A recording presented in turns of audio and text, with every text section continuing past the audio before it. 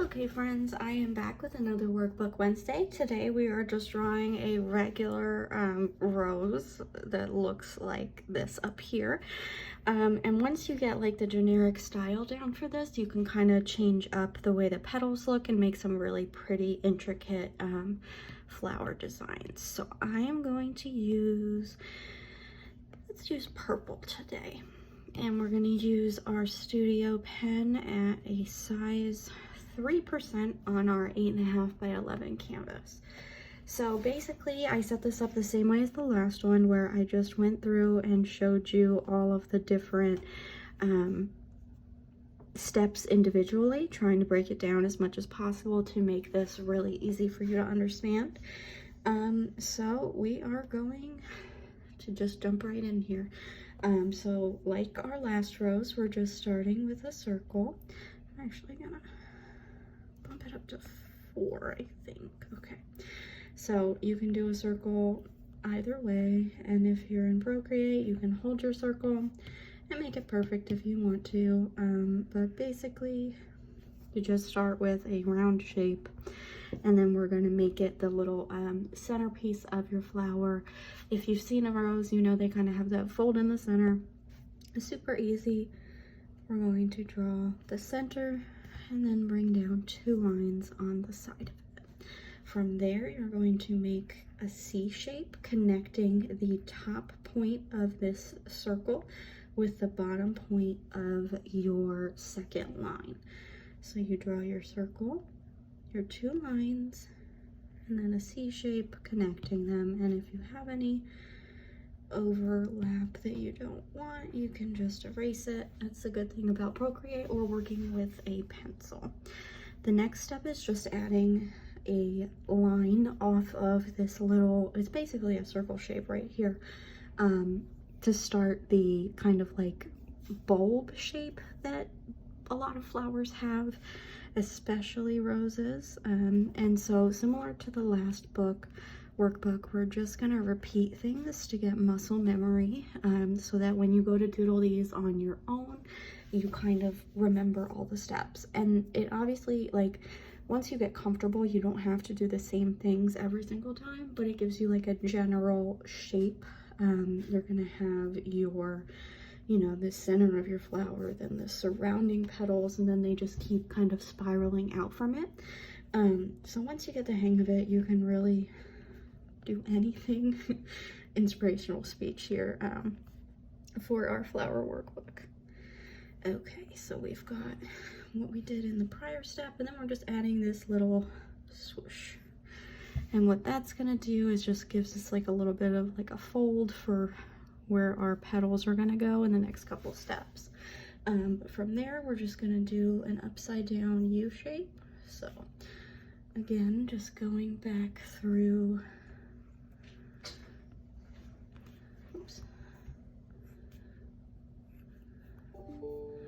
what we've got for our flower so far. And I know this looks kind of crazy, but the next step really brings it all together. So we're gonna get this ready.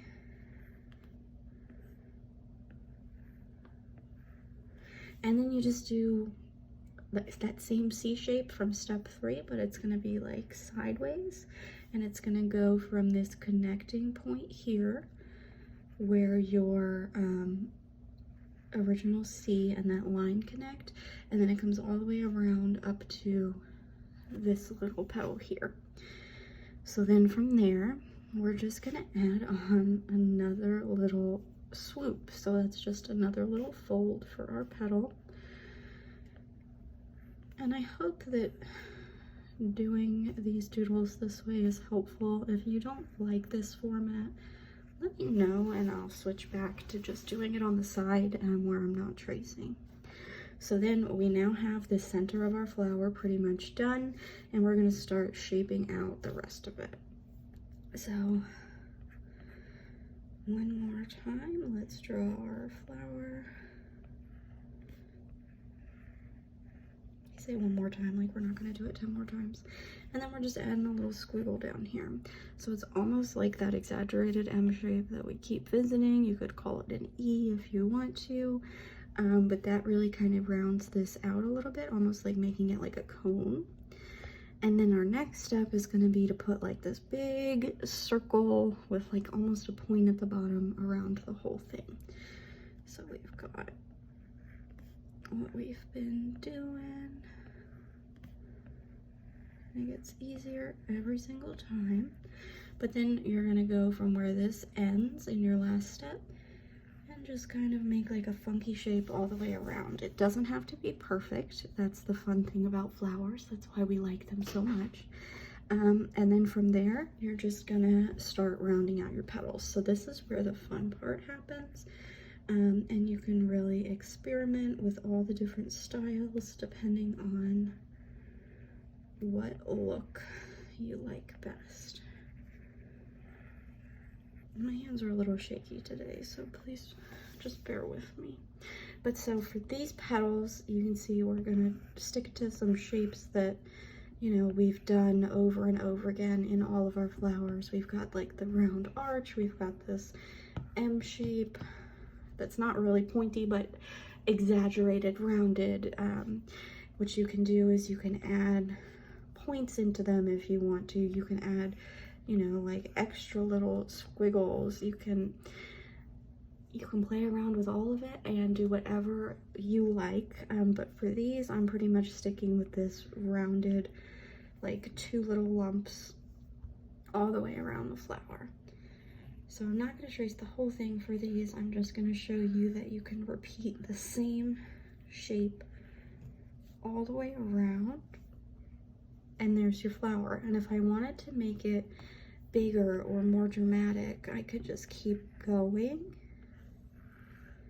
And you can make it as big as you want to. You can add pointed ones. You could add leaves to it. But the point of this exercise is to get you used to making organic shapes and folds and watching your flower kind of come to life from the center outwards. And the more practice you get, the better you'll get with these. So that is today's workbook. I know we went through it kind of quickly, but if you have any questions, just drop them in the comments below or let me know in the Facebook group. Thanks so much. I'll see you next week. Bye.